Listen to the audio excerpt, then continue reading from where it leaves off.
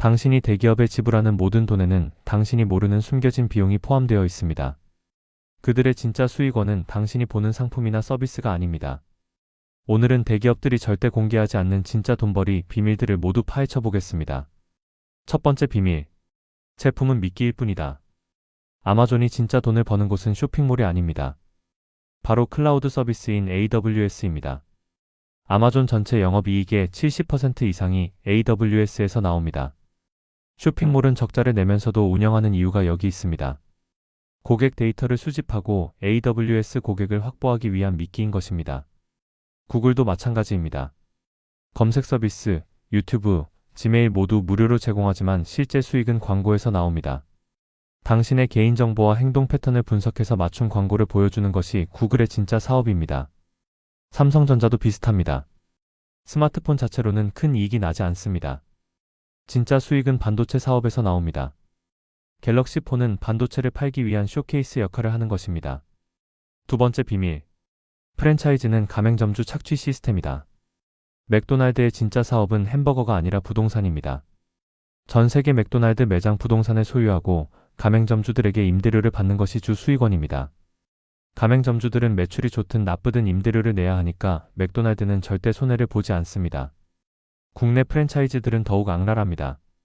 가맹비, 교육비, 인테리어비, 원재료비, 로열티 등 온갖 명목으로 돈을 빼갑니다. 심지어 매장 위치까지 본사가 정해주면서 권리금까지 챙깁니다. 편의점이 대표적입니다.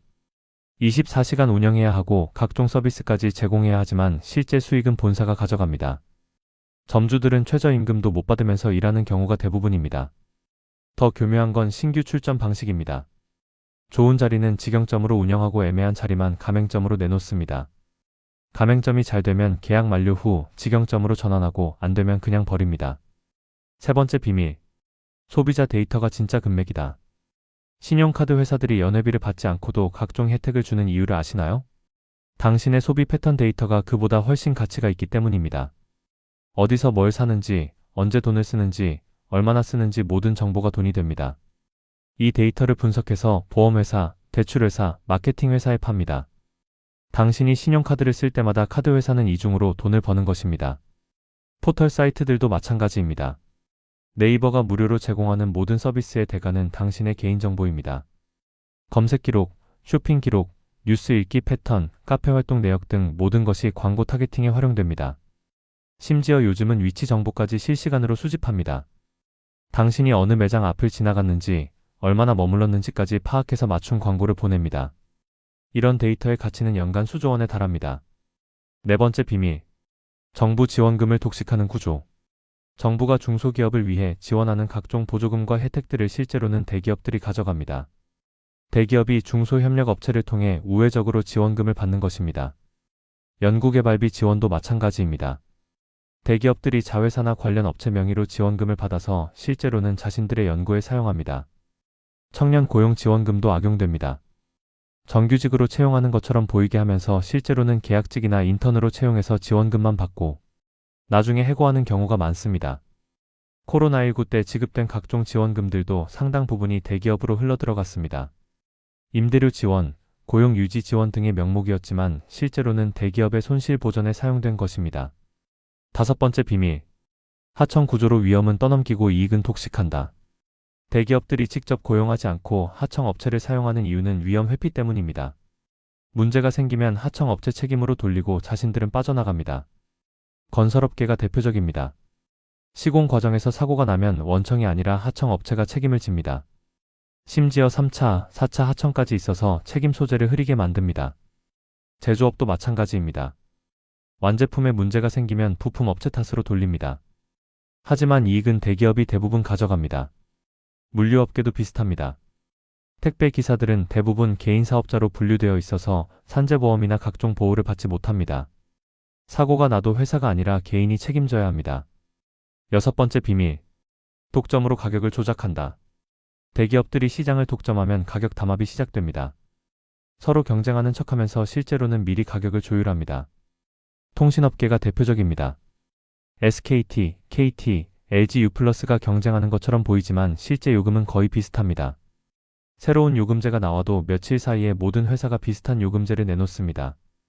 정유업계도 마찬가지입니다. 국제 유가가 오르면 즉시 기름값을 올리지만 유가가 내려가도 기름값은 천천히 내립니다. 심지어 주유소별로 가격 차이도 거의 없습니다. 은행들의 대출 금리나 예금 금리도 비슷한 패턴을 보입니다. 한 은행이 금리를 올리면 다른 은행들도 따라서 올립니다.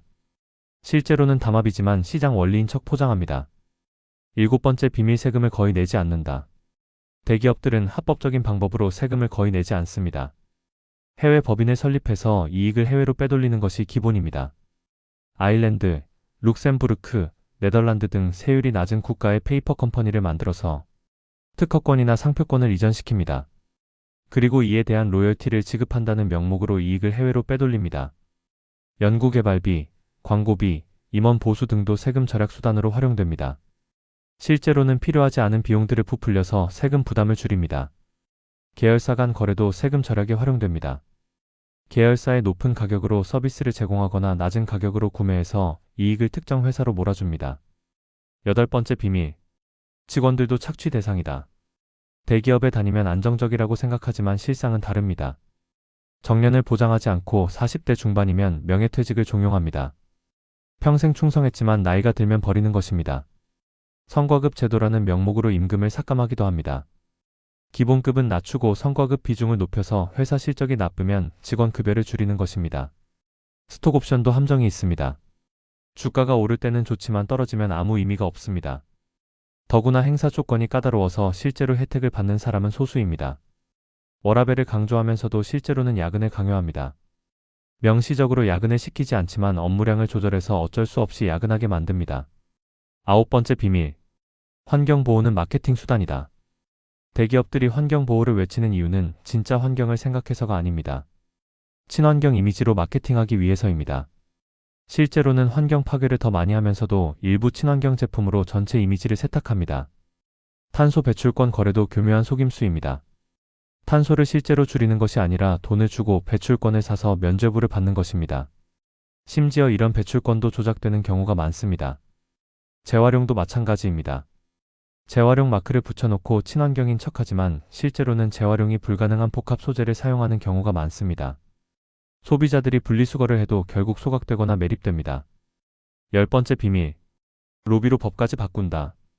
대기업들은 자신들에게 유리하게 법을 바꾸기 위해 막대한 로비 자금을 투입합니다.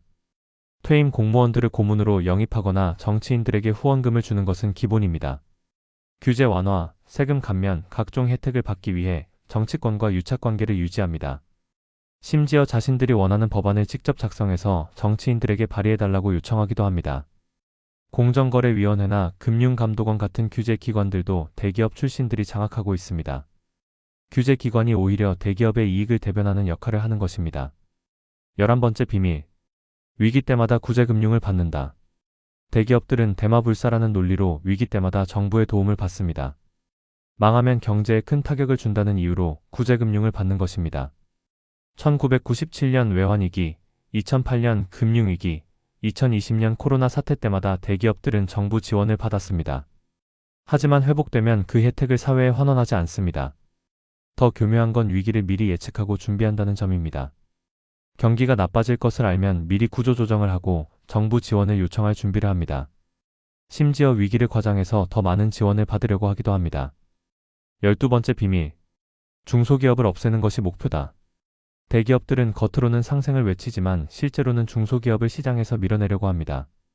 덤핑으로 가격 경쟁력을 없애거나 핵심 인재를 빼가는 방식을 사용합니다. 좋은 아이디어나 기술을 가진 중소기업이 있으면 인수합병을 제안합니다. 거부하면 비슷한 제품을 더 싼 가격에 출시해서 시장에서 밀어냅니다.